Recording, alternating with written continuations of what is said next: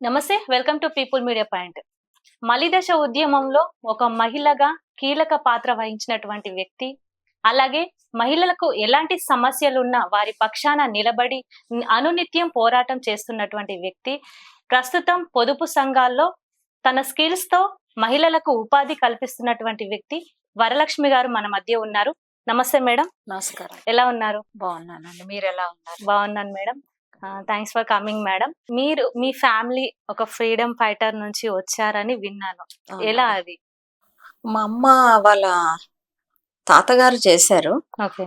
మరి మా తాతగారు కూడా కొంచెం చేశారు. మా అమ్మ వాళ్ళ నాన్న కూడా కొంచెం చేశారు. చేసిన తర్వాత పోరాటంలో అంతా మళ్ళీ మూసి నది కొట్టుకుపోయి అదంతా ఉన్నప్పుడు గందరగోళం అప్పుడు ఎక్కడోళ్ళు అక్కడ వెళ్ళిపోయారు. అలా జరిగింది. మా తాతగారు కూడా రైల్వేలో జాబ్ స్టిల్ గా అయిపోయారు. అప్పుడు కొద్ది రోజులు అయితే చేశారు రైల్వే జాబ్. అక్కడ కూడా కొన్ని అతను చదువుకున్న మూలాన కొన్ని పనులు చేశారు రైల్వేలో. ఆ పనుల మూలాన పెన్షన్స్ అవన్నీ రాసేవాళ్ళు, ఉర్దూ తెలుగు అలాంటిది ఉండేది. అలాంటివన్నీ చేశారు. ఇంకా గొడవలు కూడా అందులో జరిగాయి రైల్వే దాంట్లో కూడా. తర్వాత ఇంకా పర్వాలేదు నార్మల్ గా అనుకోండి.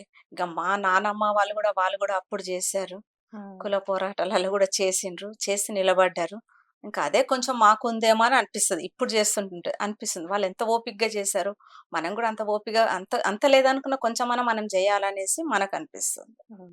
అలాగా జరిగింది. ఇంకా అంటే ఏ విధంగా మీరు గతంలో కూడా మలిదశ ఉద్యమంలో కూడా పాల్గొన్నటువంటి వ్యక్తిగా ఉన్నారని విన్నాము. అంటే ఏ విధంగా వచ్చారు? మలిదశ యుద్ధంలోనంటే ఇప్పుడు మన జాతి కోసము పోరాటం చేసినాము, మన అంటరాని కులం కోసము పోరాటం కొంచెం చేసాము. నాకు తెలివొచ్చిన తర్వాత నేను ఒక పల్లెటూర్లలోకి వెళ్తుంటే కొట్టాలాలు ఉండడం, వాళ్ళు తినే గ్లాసులు గాని గిన్నెలు గాని బయట పెట్టడం, ఊడ్చడము, వాళ్ళ పనులు వాళ్ళకి చేయాలనమా అనే ఉద్దేశం వాళ్ళని పక్కకు పెట్టేవాళ్ళు, లోపలికి రానిచ్చేవాళ్ళు. ఎంతసేపు పని పైన ఉంచేది. కానీ నేను అక్కడికి వెళ్ళి కొన్ని కార్యక్రమాలు చేస్తున్నప్పుడు వాళ్ళు బయట ఉంటే నాకు కొంచెం బాధ అనిపించేది. అప్పుడు చెప్పేదాన్ని, ఎందుకు అందరూ కలిసి పని చేస్తే బాగుంటది కదా అనే ఉద్దేశం నేను చెప్పేదాన్ని. మన జాతి కోసం చెయ్యాలి, ఎందుకు ఇదంతా పెడుతున్నారు. వాళ్ళకి ఒక అవగాహనగా స్కూల్కి వెళ్ళినా గానీ పోరడు మీ స్కూల్కి వెళ్ళిండు, వాడు పని చేయాలా, స్కూల్ నుంచి రాగానే బర్ల కడ కొట్టుకోవాలా, రావాలా, వాళ్ళ అమ్మలు వాకిళ్ళు ఉడ్చాలా, నీళ్ళు చల్లాలా, బయట పనులన్నీ చెప్పేవాళ్ళు. వాళ్ళు తిన్నది ఏదైనా మిగిలి ఉంటే వాడికి రారా తీసుకెళ్ళు, తిను, ఇది చెయ్యు అని చెప్పేవాళ్ళు. అటు బయట వరకే వాళ్ళ పనుల వరకు ఉంచేది గాని వాళ్ళది బాగోగులు మాత్రం చూసేవాడు కాదు. ఒక బానిస బ్రతుకు. వాళ్ళకి జ్వరం వచ్చినా ఏమొచ్చినా, ఆయనకు జ్వరం వచ్చింది అనుకోండి, వాళ్ళ భార్య వాళ్ళ పిల్లలు వాడి స్కూల్ పోవద్దు, ఇంకా మళ్ళీ వచ్చేసి వాళ్ళు పని చెయ్యాలి. ఇంకా మళ్ళీ ఏదైనా సాయంత్రం వరకు అన్న అవే పనులు ఇంకా వాళ్ళకి. పాపం స్కూల్కి వెళ్ళలేదు, తిండి లేదు. మరి వానితోటి వాళ్ళ పిల్లలు స్కూల్కి వెళ్ళేటోళ్ళు, మరి ఈ పిల్లోడు పని చేస్తుంటుండే ఆరోగ్యం బాగాలేని పరిస్థితి, తల్లిది గాని తండ్రిది గాని ఒక దీన స్థితి మనం అక్కడ చూసొచ్చినాం. నాకు ఇవన్నీ కొంచెం బాధాకరం అనిపించేది. ఉద్యమాలు చేస్తున్నారు, ఏదో చేస్తున్నారు, మళ్ళీ ఏంది ఈ కార్యక్రమాలు ఎందుకు చేయట్లేదు వాళ్ళు, దేనికి చెయ్యట్లేదు? బయట ఉండి అన్నం పెట్టడము, గుడిలోకి రానికపోవడం, ఒక పండగలు వస్తే వాళ్ళ పనులు చేయాల, మరి వీళ్ళు ఎప్పుడు చేసేది పనులు? ఒక బతుకమ్మ వచ్చినా గాని అనుకుంటా, ఒక దసరా పండుగ వచ్చింది, దీపావళి వచ్చింది అనుకోండి, ఎంతసేపు వాళ్ళ ఇళ్ళలో చేస్తే వీళ్ళ పండగలు ఏంటి, వీళ్ళ బ్రతుకులు ఏంటి, వాళ్ళ జీవనాధారాలు ఏంటి, మళ్ళీ వాళ్ళ ఇళ్ళల్లోనే మళ్ళీ వ్యవసాయం పనులు చేయాలా, అదే తీసుకెళ్ళి వాళ్ళకి ఎలా, మరి వీళ్ళ వ్యవసాయం ఎప్పుడు చేసుకోవాలా, పాలు పిండి పోసి రావాలి అక్కడ. ఇలాంటివన్నీ చూసిన తర్వాత చాలా బాధేసేది. నేను ఒక ప్రోగ్రామ్ లోకి వెళ్ళినప్పుడు నేను అప్పుడు సర్పంచ్ తో అనేది, వీళ్ళంతా స్కూల్ పంపించడానికి గవర్నమెంట్ అంగన్వాడీలు ఉన్నాయి కొత్తగా, అప్పుడు మళ్ళీ స్టార్ట్ అయినాయి. అంగన్వాడికి పంపించండి, స్కూల్ పంపించండి, సర్పంచ్ గారు మీరు ఎందుకు ఇలా చేశారని నేను అడిగాను. అడిగితే వాడేడ పోతాడమ్మా, స్కూల్ కు పనులకే పోతారు, వాళ్ళు చక్కగా చదువుతారా, వాళ్ళకి బట్టలు ఉంటాయా అని ఆ విధంగా వాళ్ళు అనేవాళ్ళు. లేదు, ఇప్పుడు గవర్నమెంట్ ఉంది, మేము ఉన్నాం కదా, ఇవన్నీ నడిపించాలా, మీకు మంచి పేరు వస్తుంది, ఇంకొకసారి మీరు సర్పంచ్ అవ్వడానికి అవకాశం ఉంటది అని అట్లా నేను 2-3 సార్లు హెచ్చరించేదాన్ని. మా మేడం అది బాగా చెప్పినవు అనేసి మెచ్చుకునేది. లేదు మేడం, ఇట్లా చూస్తే బాధ అనిపిస్తుంది మనకు. సరేనమ్మా, ఏం చేస్తాం, ఏమి చెయ్యలేం పరిస్థితి, అంటే కొంచెమన్నా మార్పు చేయాలి మేడం మనం అని చెప్పేదాన్ని. వాడిని దగ్గర తీసుకొని స్కూళ్ళకి వెళ్ళాలిరా, చదువుకోవాలా, నువ్వు బాగుపడతావు అని చెప్పేవాళ్ళము. విన్న తర్వాత ఒక్కోసారి తండ్రి వినకపోయేది. ఎందుకనంటే నెలలో రాబడి డబ్బులు కావాలి, వాళ్ళ జీవనాధారం. ఇంకా అక్కడ లేదు, మాకు ఇంకా వేరే దగ్గరికి వెళ్తే బ్రతుకు లేదనుకునే స్థాయిలో వాళ్ళు ఉండేవాళ్ళు. ఓకే. ఆ స్థాయిలో ఉంటే నేను కొన్నిసార్లు చెప్పేదాన్ని. పిల్లల్ని హాస్టల్‌లో చేర్పి నేను హాస్టల్‌కు చేర్పిస్తాను. అట్లా కొంతమందికి అట్లా మార్పు చేసినాము. వాళ్ళలో కూడా ఐక్యత అనేది లేకుంటుండే. వాడు చేస్తే వీడేంది, వీడు చేస్తే వాడేందనే స్థాయిలో ఉండేవాళ్ళనమాట. మన అంటే చదువనేది లేదు కాబట్టి, ఆ విధంగా స్కూల్‌కు చదువంటే జ్ఞానం లేదు. పంపించేవాళ్ళు లేదు. ఎంతసేపు వీళ్ళు పని. 20 ఎన్ని సార్లు చూడు వాళ్ళకొక పని. ఒక ఊరికెళ్ళినా పని, ఎక్కడికెళ్ళినా ఒక పని. వాడు తిన్నది, మిగిలినది ఇచ్చేటప్పుడు బాధ అనిపిచ్చేది. కానీ బానిసత్వం చూసి మీ హృదయం కదిలిపోయేదన్నమాట. చాలా బాధ అయ్యేదండి. ఒక్కొక్క దగ్గరికెళ్తుంటే. పండగ గదా! మరి ఈరోజు అని అంటే, మాకు పండగేంది వాళ్ళిస్తే తిన్న తర్వాతనే మాకు పండగ. మిగిలిందుంటే పండగుండేది. ఆ విధంగా ఉండేది. అన్నము వండుకున్న తర్వాత గంజి పోసుకొని తాగేవాళ్ళు. వీళ్ళేదన్నా జావేదన్నా అంబలి కాసుకొనుంటే, పట్రా తీసుకోవో అని ఎక్కువ నీళ్ళు పోసి వాళ్ళకిచ్చేవాళ్ళు. వాళ్ళు తాగేవాళ్ళు. ఎందుకు నేనన్నాను, మీరు గూడా వంట చేసుకొని తినొచ్చు గదా! అంటే, మా దగ్గర బియ్యం ఉంటాయి మేడం. ఇంకా మిగతాదేంటంటే, అరె! చేసుకొని తినాలా అనంటే, మమ్మల్ని తిననియ్యరట్లా. మమ్మల్ని ఉండనివ్వరు.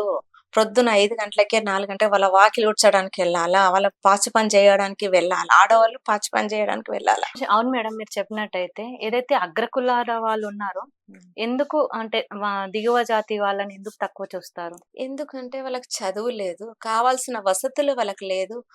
మనకు రాబడి ఎక్కడి నుంచి లేదు. వాళ్ళ తరం చేస్తుంది. ఆ తరంతోటే వాళ్ళు కూడా అదే రకంగా వెళ్ళిండ్రు. ఒకవేళ చదువుకోవడానికి వెళ్ళిండ్రనుకో, వీళ్ళు ఒప్పుకునే వాళ్ళు అగ్ర కులాలు ఒప్పుకునే వాళ్ళు కాదు. ఎందుకురా నువ్వు చదువుకొని ఏం చేస్తావు అనే దానికి వచ్చేవాళ్ళనమాట. స్కూల్‌కెళ్ళినా అక్కడ బడికి గవర్నమెంట్ స్కూల్‌కే వెళ్ళాల. వెళ్ళిన తర్వాత కూడా వాడు పక్కన కూర్చోవాల వాడు. అందట్లాగైతే నువ్వేందిరా దూరం వెళ్ళా అనే తత్వము అక్కడ ఉండేదన్నమాట. ఇంకా అగ్రకులాల వాళ్ళు, వీళ్ళు మిక్స్ అయ్యి చదువుకునే రోజులు కాదు. ఒకవేళ ఉందనుకో తక్కువ అనుకో. వాడికి పరిజ్ఞానం ఉందనుకో, కొంచెం చదువుకొని కొంచెం పైకొచ్చినా గాని గూడా అక్కడ రానిచ్చేవాళ్ళు కాదు. బయటకొచ్చి చదువుకొని మా వోడు పట్నంలో చదువుకుంటుండు, అక్కడ పోతుండు. ఏం చదువురా పని గాకుండా, ఏం గాకుండా అక్కడ పోయి చదివేదేందో అనే ఉద్దేశం వాళ్ళలో ఉండేదన్నమాట. రాను రాను కొంచెం మార్పొచ్చింది. ఈళ్ళొచ్చి ఇక్కడ పట్నంలో వచ్చి చదువుకొని, కొంచెం వాళ్ళకి గూడా చెప్పడం, వాళ్ళ అమ్మా నాన్నకి చెప్పడము, అవన్నీ చేయడం. అయినా మనం ఎన్ని ఉద్యమాలు జేసినా, ఎన్ని జేసినా, ఈ అగ్రవర్ణాలు ఎన్ని చేసుకొనొచ్చినా అక్కడి వరకే ఉంది ఇంకా. ఇప్పటికి అలాగే ఉందంటారా? ఇప్పటికి మన పల్లెటూరుకి వెళ్తే కింద వాళ్ళు కింద, పైన వాళ్ళు పైన అన్నట్టు ఉంది. అగ్రవర్ణాల ఇండ్లు ఒక దగ్గర, మన దిగువన ఉన్న వాళ్ళ ఇల్లు ఇంకో దగ్గర. ఆ విధంగా ఇప్పటికి గూడా ఉంది. ఎంత పెద్ద బిల్డింగ్ కట్టినా, ఏం జేసినా అది మాత్రం పోవట్లేదు. ఎందుకంటే మన రాజకీయంగా ఎదిగినా, ఆర్థికంగా ఎళ్ళినా గాని గూడా ఇంకా ఈ సమాజము వెనకనే ఉంది. ఈ పట్నం వాసంకొస్తే గుర్తుపట్టట్లేదు. అదే మీరు మారుమూల పల్లెటూరుకి వెళ్తే చూసినట్టయితే తప్పకుండా దీన్ని గుర్తించగలరు. అక్కడికి వెళ్లి చేసేది ఇక్కడి నుంచి మరి అక్కడికెళ్ళినా గాని గూడా మార్పనేది జరుగుతుంది. వాడున్నాడా? ఆడు మల్లిగాడు ఏం చేస్తుండు? వాడేం చేస్తుండు? ఈ విధంగా మాటలుంటుంటాయి. కానీ నిజంగా చదువుకొనున్న వాళ్ళు అదంతా మార్పనేది తీసేయాలని నా యొక్క ఉద్దేశం. అక్కడున్న వాళ్ళు ఎదగాల. ఇక్కడ ఉన్న వాళ్ళు వాళ్ళని ఎదగపిచ్చేటట్టు చెయ్యాలనేది ఒక ఉద్దేశం. ఒక ఓట్ బ్యాంక్‌తోనే అక్కడికి వెళ్ళి, ఆ టైంలో వాళ్ళని మభ్యపెట్టి, వాళ్ళకి డబ్బులిచ్చి, అన్నిచ్చి, ఆ ఓట్ బ్యాంకుని తీసుకుంటారు. ఆ తర్వాత వాడిని పక్కకు జరిపేస్తారు. అది అప్పటినుంచి ఇప్పటి వరకు గూడా ఇంకా ఈ అనా ఆర్థికంగా ఎదిగిన దేశమైనా గూడా ఇంకా బాగుపడతలేదు. ఏ రాష్ట్రమైనా తీసుకోండి మీరు. ఎక్కడైనా తీసుకోండి. ఒరిస్సా, బీహార్ తీసుకోండి. ఏ ఏ రాష్ట్రానికెళ్ళినా అది మాత్రం పోవట్లేదు. ఇన్ని రిజర్వేషన్స్ అని అవ్వని ఎన్ని చెప్పినా గాని కాదండి. ఫస్టు పల్లెటూర్ల నుండి తీసుకొని రావాలి. వాడు చదువుకోవాలి. వాడు పాడి పరిశ్రమ జేయాలి. వాడు స్వతహాగా అన్ని వ్యవసాయం చెయ్యాలి. అప్పుడు గాని బాగుపడతది గాని అప్పటి వరకు ఇది బాగుపడదు. నా ఉద్దేశంలో అయితే అదే. కానీ పైకి చెప్తున్నారు. అది కాని పని. మనం ఇక్కడుండి మాట్లాడడం కాదు. అక్కడ లోతుగా వెళ్లి చూస్తే మనకు తెలుస్తుంది. నీళ్లు పెట్టే దగ్గర ఏంది? వ్యవసాయం చేసే దగ్గర ఏంటిది? పని చేసే దగ్గర ఏంటిది? వాడు చదువుకున్న దగ్గర ఏంటిది? వాళ్ళ పెద్దవాళ్ళు ఏ విధంగా ఉన్నారో ఆ విధంగా వెళ్ళడానికే ఉన్నారు ఇంకా. యూట్యూబ్‌లు చూస్తున్నా, ఎన్ని చూస్తున్నా గాని కూడా మార్పనేది రాదు. ఇది ఖచ్చితం. కానీ కింద దిగువ నుండి మారుమూల ప్రాంతం నుండి తీసుకొని వస్తే మార్పు ఏమైనా వస్తుందనేసి నేను అనుకుంటున్నాను. మన వాళ్ళు కూడా అక్కడికి వెళ్ళేసి మార్పు అనేది తీసుకురావాలా. నేనేం చెప్తున్నా అంటే ఓట్ బ్యాంక్ కోసం ఇదంతా వాడుతూ ఉన్నారు. ఈ ఓట్ బ్యాంక్ అనేది లేకుంటే ఏంటి అసలు? వాళ్ళతో పని చేయించుకుంటారా? ఎన్నో రకాలుగా చేయించుకుంటారు. ఈ ఓటు వల్ల ఒక వారం 10 రోజులు కాలు మొక్కుతారు, ఏళ్ళు మొక్కుతారు. నీ పని నేను చేస్తాను, చెప్పులు కుట్టేవాడి దగ్గరికి వెళ్తారు, పాలు పిండే దగ్గరికి వెళ్తారు, కటింగ్ చేసేవాడి దగ్గరికి వెళ్తారు, పొలాలకు పని చేసే ఆడవాళ్ళ దగ్గరికి వెళ్తారు, గిన్నెల దోమ దగ్గరికి వెళ్తారు, కుమ్మరోళ్ళ దగ్గరికి వెళ్తారు, కుండలు బట్టి మేము చేసిన ఇదంతా ఓట్ బ్యాంకే. ఓటు అనేది లేకపోతే అసలు పట్టించుకునే దాఖలాలు అసలు లేవంటారా? అది కూడా లేదండి. ఆ వారం 10 రోజులు కూడా లేదు. వాళ్ళ పరిస్థితి ఏంటి? ఇప్పుడు వ్యవసాయం చేస్తున్నారు, ఎంతో కొంత చేస్తున్నారు, వాళ్ళకి ఇవ్వాల్సినది ఇవ్వట్లేదు కదా. మనకు మధ్యలో ఉన్న వాళ్ళే తినేస్తున్నారు. నేరుగెళ్ళి పల్లెటూరు దగ్గరికి వెళ్ళేసి నీకు ఎంతమంది ఉన్నారు వాస్తవంగా తీసుకొని వాళ్ళకి ఏమి ఇవ్వాలా, ఏమి ఇవ్వద్దు, ఎన్ని ఎకరాలు ఉన్నాయి అది పట్టించుకోండి. ఇప్పుడు సోలార్ సిస్టమ్ ఒకటి తీసుకురండి, పల్లెటూర్లలో వాళ్ళకే ఇవ్వండి, అక్కడ ఉన్న మహిళలకి ఉపాధి ఇవ్వండి. వెనుకబడిన వాళ్ళు ఉన్నారు, వాళ్ళకి ఇవ్వండి, వాళ్ళు ఉపాధి చేసుకొని బ్రతుకుతారు కదా. అక్కడ ఒక ఉపాధి కదమ్మా. ఒక సోలార్ సిస్టమ్ ఏర్పడితే మనకు విద్యుత్ కూడా తగ్గుతుంది. మనకు గ్రామాలలో పొదుపు గ్రూపులు ఉన్నాయి, చేస్తున్నారు, బాగానే ఉంది. మళ్ళీ కట్టాలి కదా మనం.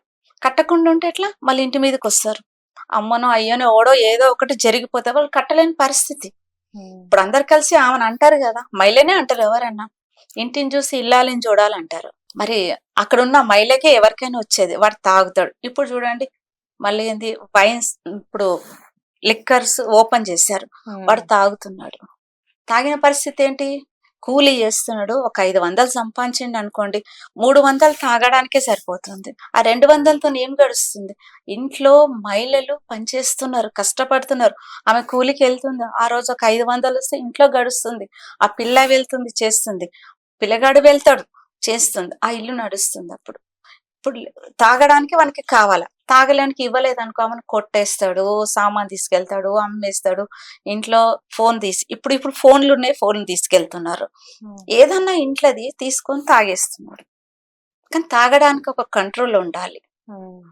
ఇప్పుడు లిక్కర్స్ అక్కడక్కడ అమ్మే కంటే దానికి ఉన్న డబ్బుని తీసుకొచ్చి ఏదో వాడేస్తున్నారు.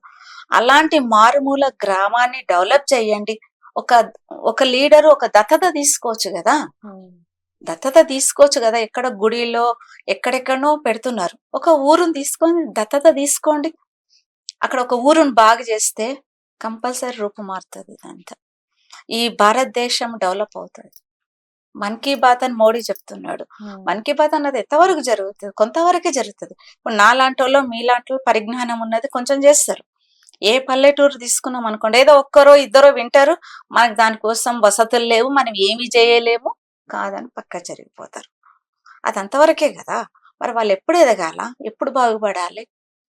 ఇప్పుడు ఒక అప్పు సావుకారు దగ్గర అప్పు తీసుకున్నాడు, కట్టలేడు, వారి పరిస్థితి. ఆ పొలం వీళ్ళు లాగేసుకుంటాడు కదా. మరి వాళ్ళు ఎలా బ్రతకాలి, ఏ విధంగా బ్రతకాలి? సమస్యలు ఆ విధంగా ఉన్నాయి పల్లెటూర్లలో. మనం ఇక్కడుండి మనం ఏదో మాట్లాడడం చెప్పడం కాదు, నిజంగా పల్లెటూరుకి వెళ్తే అసలు కడుపు తన్నుకుపోతుంది మనకు. మీరు మహిళల పట్ల ఎన్నో సమస్యలను కూడా మీరు పరిష్కరించారు అని కూడా విన్నాము. అంటే ఏ విధంగా మీరు అవి చేశారు? మహిళల కోసం పరిష్కరించాలంటే అమ్మా, మహిళలు అనేది ఒకప్పుడు మహిళలు వేరు, ఇప్పుడున్న మహిళలు వేరు. అప్పుడు తండ్రి తల్లి చాటు పెద్దవాళ్ళు చెప్తే చదువుకోవడానికో, పట్నం వాసులుగైనా కాస్త పల్లెటూరు వాసులైనా చదువుకొని అమ్మా నువ్వు చూసిన సంబంధం చేసుకొని ఎంత కష్టం వచ్చినా అక్కడ భరించి వాళ్ళ పేరు నిలపాలనేసి అక్కడ ఉండి వాళ్ళ సంసారాన్ని, వాళ్ళ పిల్లల్ని, వాళ్ళని చూసుకుంటున్నారు. ఇప్పుడు అదే స్థాయిలో ఉన్న మహిళలు, నా తరం మహిళలు ఉన్నారు. అరే నా అమ్మాయి ఉంది, అత్తగారింటికి వెళ్తే ఎన్నో ప్రాబ్లమ్స్ వస్తుంటాయి.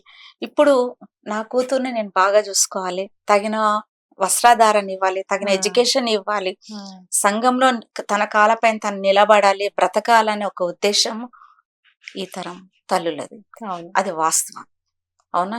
తల్లిదండ్రులు కష్టపడుతున్నారు, కాలేజ్ ఫీజులు కడుతున్నారు, ఎట్లా కడుతున్నారు ఏంటన్నది ఈ తరం అమ్మాయిలకు లేదు. కష్టపడుతున్నారు, బాగున్నారు. సరే సాఫ్ట్వేర్ ఉద్యోగాలు వచ్చినాయి, వాళ్ళు వెళ్తున్నారు. వెళ్ళినప్పుడు అమ్మా నాన్న అమ్మాయి ఇది ఒపీనియన్ తీసుకొని ఒక పెళ్లి చేస్తున్నారు. ఆ పెళ్లి చేసినప్పుడు కూడా అక్కడ అబ్బాయి అమ్మాయి వాళ్ళ మ్యూచువల్ అండర్స్టాండింగ్ ఉండదు. అమ్మాయి ఎంత చదువుకుంది, ఎంత సంపాదిస్తుందా, అబ్బాయి ఎంత చదువుకున్నాడు, ఎంత సంపాదిస్తున్నాడా అనే దానిపైన అమ్మాయికి అబ్బాయికి ఉంటది. అక్కడ ఉన్న తల్లిదండ్రులకు, ఇటువైపు తల్లిదండ్రులకు మాత్రం ఉంటది, బంధువులకు ఉండదు. బాగుందా అనేసి అనుకుంటాము. ఈ రోజులలో పెళ్లిళ్ళు చేయాలంటే 30-40 లక్షలు పెట్టి అమ్మాయిల పెళ్లిళ్ళు చేస్తున్నారు. దాన్ని నిలుపుకునే శక్తి అమ్మాయికి లేదు, అబ్బాయికి లేదు. కానీ ముందు మాట్లాడుకొని, అమ్మాయి ఉద్యోగం చేస్తుంది, మరి ఎంత ఇవ్వాలా, మనకి ఎంతవరకు అడగాల వద్దా అనేది అప్పుడు ఉండదు. పెళ్ళైన తర్వాత ఇంటి పని చేయాలి, అత్తమామకు కాఫీలు టీలు ఇవ్వాలి, ఇంట్లో పని చేయాలి.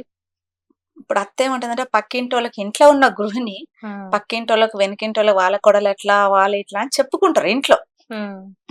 నిజంగా తల్లిదండ్రులు పెంచి పెద్ద చేసి ఒక 25 ఏండ్ల అమ్మాయికి అన్ని విధాలుగా చూసుకొని ఒక ఇంటికి కోడలుగా వచ్చినప్పుడు మార్పులు చేయాల్సింది ఒక అత్తగా, మన తల్లిలాగా కోడల్ని చూసుకోవాలి. అప్పుడు చూసుకుంటే అప్పుడు మార్పు అనేది కోడల్లో వస్తుంది, అత్తకు కూడా వస్తుంది. మన బయట వ్యవహారాలు మనకొద్దు. మన ఇంట్లోకి వచ్చిన ఒక కొత్త అమ్మాయి ఉంది, ఆ అమ్మాయిని ఎలా మనం ఎలా చూసుకోవాలి, ఒక కూతురులాగా చూసుకోవాలి. మన వంశభారం 100 సంవత్సరాలు ఇక్కడ ఉంటుంది, ఎప్పటికి ఇక్కడ ఉంటుంది, అమ్మోళ్ళ ఇంటికి వెళ్ళదుగా.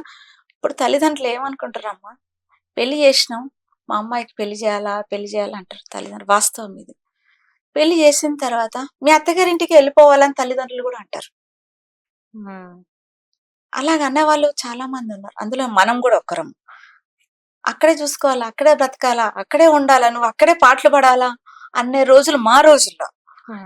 ఇప్పుడు తల్లిదండ్రులు ఏం చేయాలంటే, అమ్మాయికి సంసారాన్ని నడిపించాలంటే తల్లిదండ్రులు కూడా అమ్మాయికి కొత్త ఇంట్లోకి వెళ్తున్నావమ్మా, అక్కడ ఉన్న వాళ్ళు ఎలా ఉంటారు ఏంటి అన్ని తెలుసుకొని మెసులుకొని ఉండాలి అని చెప్పాలి. ఒక అత్తను కూడా ఒక తల్లిలాగా చూడాలి. కోడలు, కొత్త కోడలు, మా అమ్మ నాన్న వదిలేసి వచ్చినాను, వీళ్ళ అమ్మ నాన్న అనుకోవాలా.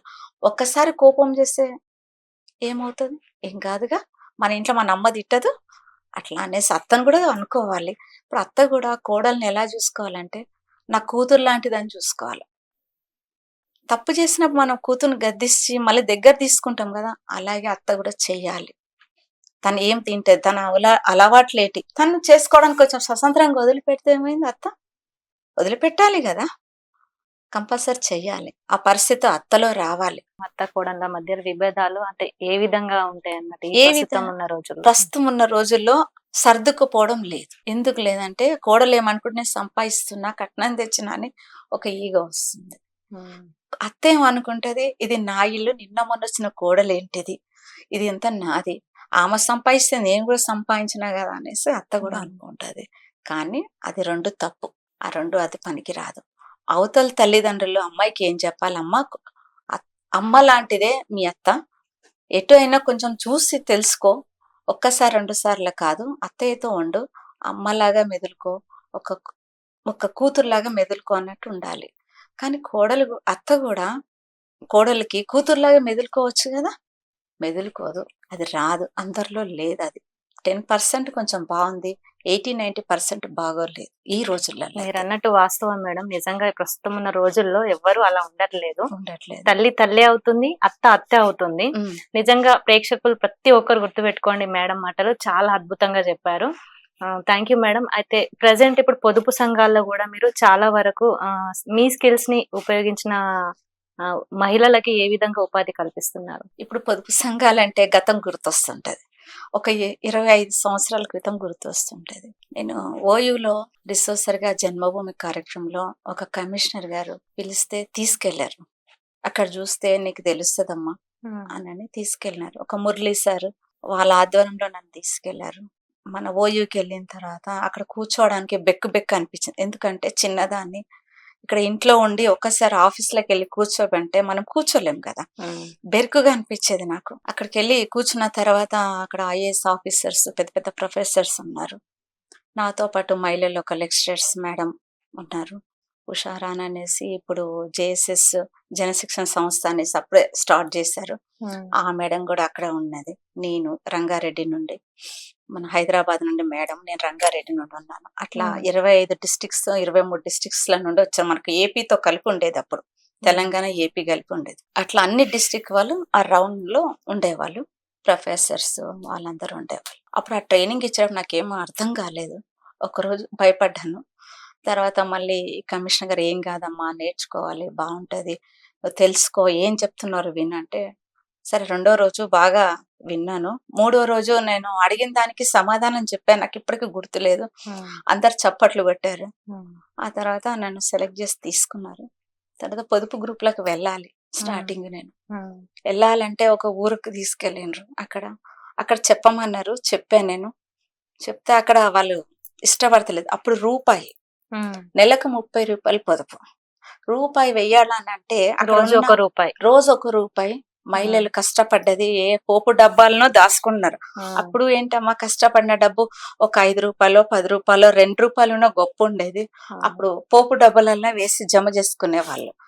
అట్లా ఆ రూపాయి పొదుపు, 30 రూపాయల పొదుపు, 1 రూపాయి వాళ్ళ ఖర్చులకి పెట్టేవాళ్ళు. 31 రూపాయి అనమాట. బ్యాంకుకి వెళ్ళి అకౌంట్ తీస్తే వెయ్యడానికి అప్పుడు డైరెక్ట్ గా ఉండేది అనమాట.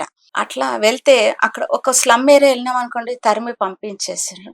ఒక ఊరికి వెళ్ళినాం అనుకోండి, ఒక కొట్టంలో కూర్చోబెట్టారు. ఎందుకంటే ఏంది రూపాయి, ఎందుకు వచ్చావు, దేనికి వచ్చావు, పో అని పంపించేవాళ్ళు. మేడంను గసిరిచ్చేవాళ్ళు, మమ్మల్ని గసిరిచ్చేవాళ్ళు. అట్లా ఒక్క దగ్గర ఒక 30 రూపాయలు ఒక మహిళ జమ చేయాలంటే, ఒక 30 మందితో 20 మందితో కలిసి చేయాలంటే, అట్లా ఒక్క గ్రామానికి 6 సార్లు వెళ్ళిన రోజులు ఉన్నాయి మనకు. తర్వాత వాళ్ళు నేర్చుకొని 3 నెలలు 6 నెలలు అయిన తర్వాత, 1 సంవత్సరం అయిన తర్వాత అదే ఊరికి మాకు పిలిచారు. పిలిచి వాళ్ళు తప్పైందని ఒప్పుకొని మాకు సన్మానాలు, ఒక భోజనం పెట్టారు. మేము కూడా అక్కడ మహిళల్ని ఆట పాటలతోని మురిపించాము. ఇప్పుడు అలాంటి సంఘంలోనే సర్పంచ్లు అయ్యారు, మండల కమిటీలు అయ్యారు అక్కడ వార్డులో. ఇప్పుడు అక్కడ మహిళలు అక్కడ అట్లా కావాలంటే కష్టమయ్యేది. చంద్రబాబు నాయుడు గారు ఒక మీటింగ్ పెట్టారు. అప్పుడు పెడితే అందులో మేమందరం ఉన్నాము. మాకు సర్టిఫికెట్ ఇచ్చారు కష్టపడ్డ వాళ్ళకి అందరికీను. ఆ సర్టిఫికెట్కి ఎంతో మురిసిపోయామమ్మా. ఆయన వచ్చి కలవడం, ఒక ముఖ్యమంత్రిగా మమ్మల్ని కలిసి మాకు ఇవన్నీ చేసిన చాలా సంతోషించాము. చాలా ఒక రకంగా మనం ఇంత చేసినాం అనేసి మాకు సంవత్సరం తిరిగేటప్పటికి మాకు అర్థం కాలేదు. ఎన్ని మాటలు, ఎన్ని తిట్లు. ఒక్కొక్క ఊరు వెళ్ళినప్పుడు బురదలో దిగాము. వాళ్ళు పనిచేసే ఆడవాళ్ళు కోతల దగ్గర వెళ్ళినాము. ఆ రోజు కూలీ అంటే వారం కూలీ ఇచ్చేవాళ్ళు. ఆ కూలీల నుండి 30 రూపాయలు తీసి పక్కనే పెట్టి, నువ్వు ఇట్లా అకౌంట్లో వేయాలా. ఒక్కొక్కసారి భర్తలు కొట్టిన వాళ్ళు, చెయ్యిర కొట్టిన వాళ్ళు, మాకు తాగనీయకుండా ఇది ఎందుకు జమ చేసుకుంటున్నావు, అట్లా బూతు మాటలు మమ్మల్ని తిట్టిన వాళ్ళు కూడా ఉన్నారు. పక్కకు దోసేసేవాళ్ళు. అయినా మేము వెళ్ళాం, ఒక సాధించి ఒక పట్టు చేయాలని వెళ్ళినాము.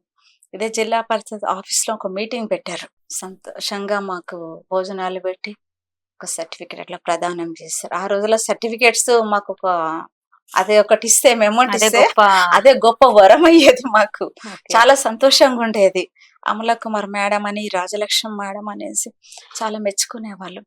ఈ రోజు ఒకవేళ నన్ను లైవ్ లో ఏదైనా చూస్తుంటే వాళ్ళు ఎక్కడన్నా ఉన్నా గాని కూడా వాళ్ళు ఈ ఇంటర్వ్యూ చూస్తే సంతోషిస్తారు. వాళ్ళు కూడా అసలు ఇంత ఎదిగామా, మేము కూడా చిన్నవాళ్ళం అప్పుడు.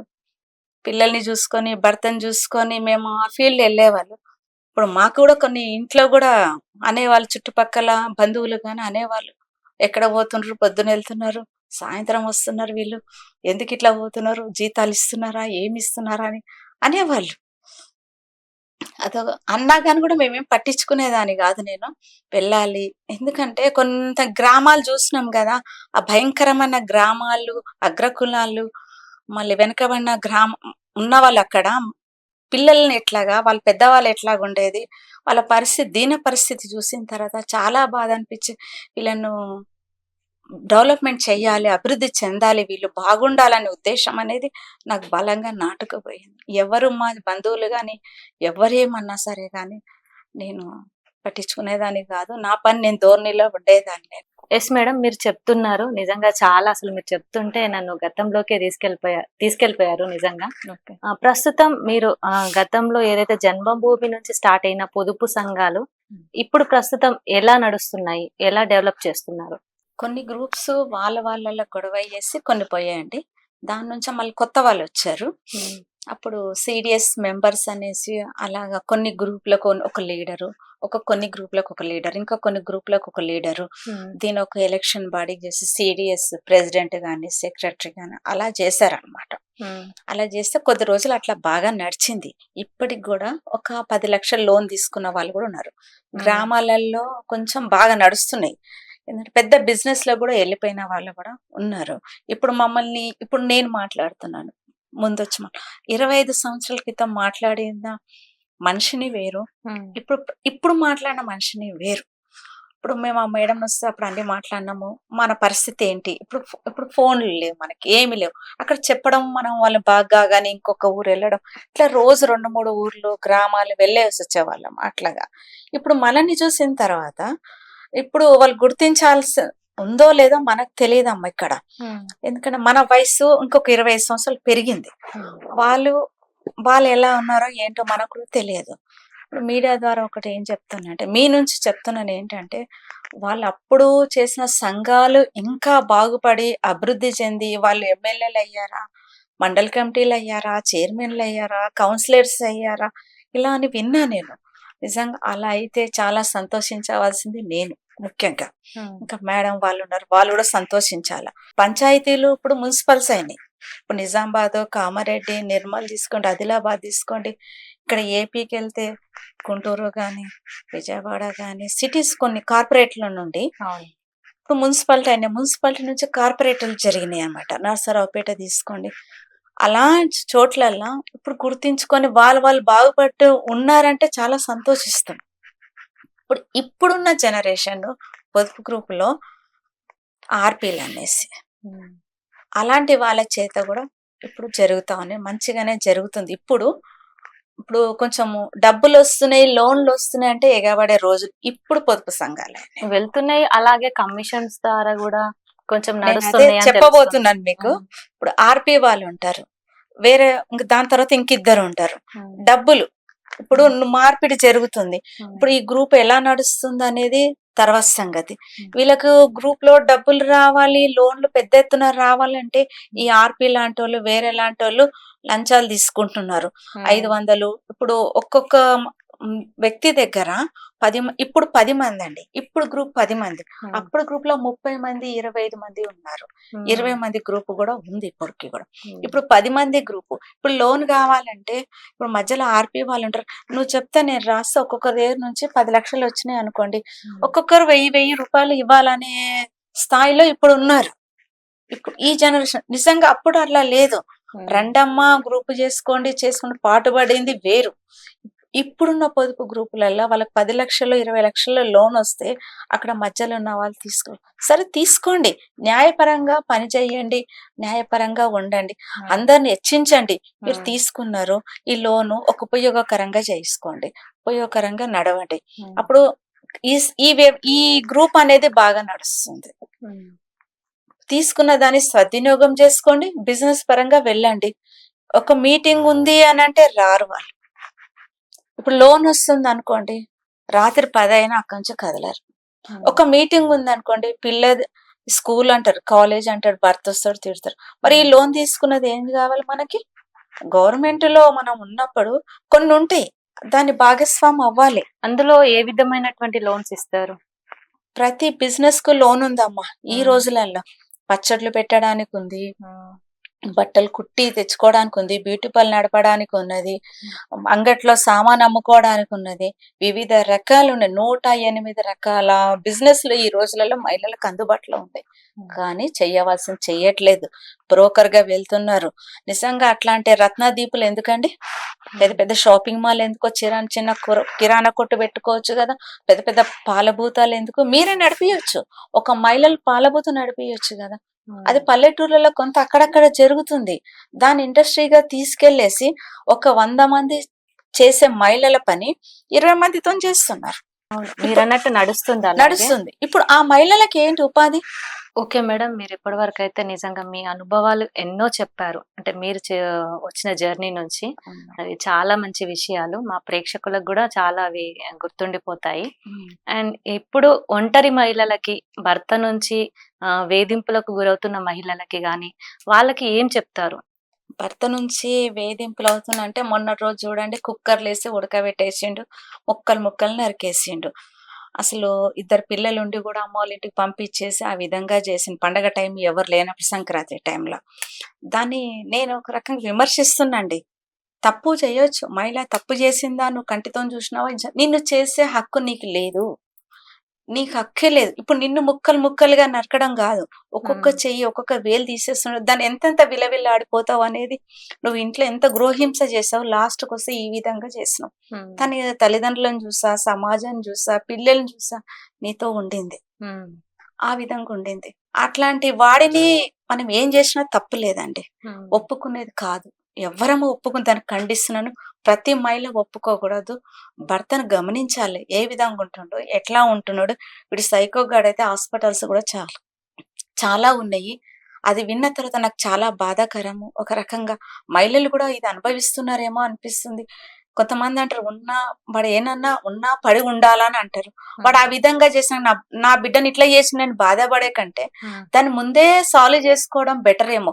ఈ హ్మ్. రోజుల్లో చదువుకున్న అమ్మాయిలు కూడా సూసైడ్ చేసుకోవడానికి వెళ్తున్నారు. హ్మ్. అది కాదు పరిష్కారము. హ్మ్. అమ్మాయిలందరూ వినండి. కాదు మీరు చదువుకున్నారు. మీరొక స్థాయిలో ఉన్నారు. నిలబడి, కష్టపడి సంపాదించే రోజులు ఈ రోజులల్ల. హ్మ్. ప్రతి మహిళ గూడా దాని వెనక ముందు ఆలోచించండి. కొంతవరకు ఇంట్లో భర్త ఏ విధంగా ఉంటున్నాడు, ఏ రకంగా ఉంటున్నారో హ్మ్. కొంచెం హెచ్చరించండి. ఇంట్లో వాళ్ళ తల్లిదండ్రులకు చెప్పండి. హ్మ్. వాళ్ళు వినలేదంటే నీ కొలీగ్స్‌కి చెప్పండి. మార్పు ఏమన్నా వస్తుందా? ఈ సైకోకి గూడా బోలెడు మందులు, టెక్నాలజీ పెరిగింది. ఆ హ్మ్. సైకో గాడుంటే మందులు అట్లా ఇప్పించండమ్మా. హ్మ్. మీరు వాడితోనే సంసారం చేసే కంటే గూడా హ్మ్. మీ పిల్లలు మీరు ఒంటరిగా బ్రతికి ఆ పిల్లల్ని పోషించుకొని ఉండండి. హ్మ్. నేను చెప్పే సలహా అదండి. ఇప్పుడు ఇంకోటేంటంటే భర్తలు గూడా భార్య జీతాల పైన ఆశించొద్దు. ఇద్దరు అండర్‌స్టాండింగ్‌గా ఉండి, దాన్ని సామరస్యంగా వెళ్ళి, దాన్ని ఎలా జేసుకోవాలో ఆ బడ్జెట్‌ను ఏ విధంగా వెళ్ళాలనేది మహిళలు గాని, భర్త గాని ఇద్దరి వైపులా సాఫ్ట్‌వేర్స్ ఉన్నారు. వివిధ రంగాలలో మహిళలు అన్ని రంగాలలో ఉన్నారు. హ్మ్. పైన ఫ్లైట్ నడిపే కానుంచి, ఎయిర్ హోస్టర్ కానుంచి గూడా, నేవీ వాళ్ళు గూడా ఇప్పుడు మెట్రో స్టేషన్ ట్రైన్ నడిపిస్తుర్రండి. మహిళలు నడిపిస్తున్నారు. హ్మ్. ఈవెన్ మళ్ళీ బస్‌లో వెళ్తున్నారు వాళ్ళు. హ్మ్. కామన్‌గా వెళ్తున్నారు. అందరిలో కలిసి వెళ్తున్నారు. ఇంత మంచి మహిళలున్నప్పుడు భర్తలు గూడా వాళ్ళకి సపోర్ట్ చేయండి.